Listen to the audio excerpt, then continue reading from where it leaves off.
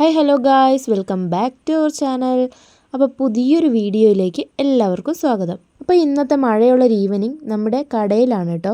കടയുടെ നേരെ ഓപ്പോസിറ്റ് കാണുന്ന മലഞ്ചെരുവുകളാണ് ഇതെല്ലാം. നല്ല അടിപൊളിയായിട്ട് പച്ച വിരിച്ച് പുക പോലെ ഇങ്ങനെ കിടപ്പുണ്ട്. കാണാൻ നല്ല ഭംഗിയായിരുന്നു കേട്ടോ. അതുകൊണ്ട് ജസ്റ്റ് ഒന്ന് ക്യാപ്ചർ ചെയ്യാമെന്ന് വിചാരിച്ച്. ഇതിൻ്റെ നേരെ ഓപ്പോസിറ്റാണ് നമ്മുടെ കട. കടകൾ രണ്ടും ഉണ്ട് കേട്ടോ. ഹോട്ടലും തുണിക്കടയും ഇവിടെ തന്നെയാണ് കേട്ടോ. വന്നാൽ നേരെ പോണത് തുണിക്കടയിലേക്കാണേ. അതാവുമ്പോൾ കുട്ടികളും കൂടെ ഉള്ളതുകൊണ്ട് വലിയ തിരക്കില്ലാതെ അതിനകത്തിരിക്കാമല്ലോ. അതുകൊണ്ട് ഹോട്ടലിലോട്ടല്ല കേട്ടോ ആദ്യം പോവുക. ആദ്യം തുണിക്കടയിലാണ് കയറുക. മോനെ ജസ്റ്റ് ഒന്ന് സമാധാനിപ്പിച്ചതിന് ശേഷം മാത്രമേ ഞാൻ ഹോട്ടലിലേക്ക് പോകാറുള്ളൂ കേട്ടോ. ഇന്ന് നമുക്ക് പുതിയൊരു ഭണ്ഡാരി വന്നിട്ടുണ്ട്. അതുകൊണ്ട് തന്നെ പൊറോട്ടയും നെയ്ച്ചോറും ബിരിയാണിയും കാര്യങ്ങളൊക്കെ പുള്ളി ഉണ്ടാക്കിയിട്ടുണ്ടെന്ന് പറഞ്ഞിട്ടാണ് അമ്മ എന്നെ രാവിലെ തൊട്ടേ വിളിച്ചുകൊണ്ടിരുന്നത്.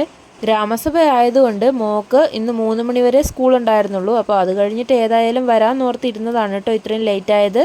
ഞങ്ങളെത്തിയപ്പോൾ ഏകദേശം ഒരു 5:30 ആയിട്ടുണ്ടായിരുന്നേ. നല്ല മഴയിൽ കുതിർന്ന് നിൽക്കുന്ന സ്ഥലത്തിൻ്റെ കാഴ്ചകളൊക്കെ ഭയങ്കര രസമായിരുന്നേ കാണാൻ വേണ്ടിയിട്ട്.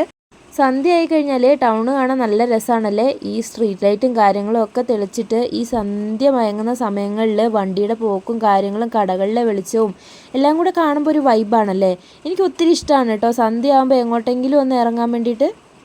വണ്ടിയിലാണെങ്കിലും മറ്റുള്ള വണ്ടികളിൽ ലൈറ്റിട്ട് പോകുന്ന പോക്കും ചെറിയൊരു മഴയും കൂടി ഉണ്ടെങ്കിൽ മൊത്തത്തിലൊരു വൈബാണല്ലേ.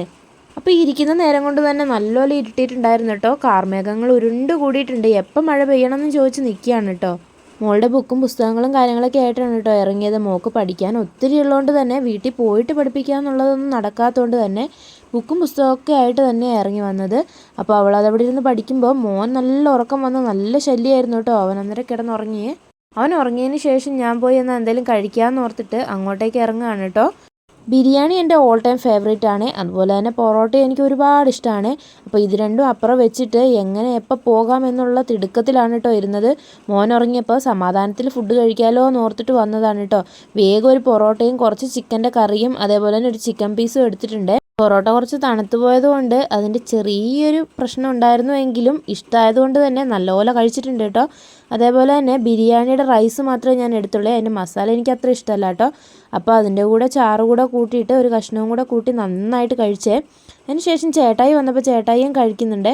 ഇതെല്ലാം കഴിഞ്ഞ് ഞങ്ങൾക്ക് വീട്ടിലോട്ട് പോകാനുള്ള തയ്യാറെടുപ്പാണ്. മോക്കിനിയും പഠിച്ചു കഴിഞ്ഞിട്ടില്ല. അപ്പോൾ വീട്ടിലേക്ക് പോകുന്ന വഴിക്ക് ഞാൻ അമ്മയോട് കുറച്ച് മാവും അതേപോലെ നല്ല മീൻകറിയും മേടിച്ചിട്ടുണ്ടായിരുന്നേ രാവിലത്തെ എളുപ്പത്തിന് വേണ്ടിയിട്ട്. അപ്പോൾ ഇന്നത്തെ വീഡിയോ ഇത്രയേ ഉള്ളൂ. Love you and by.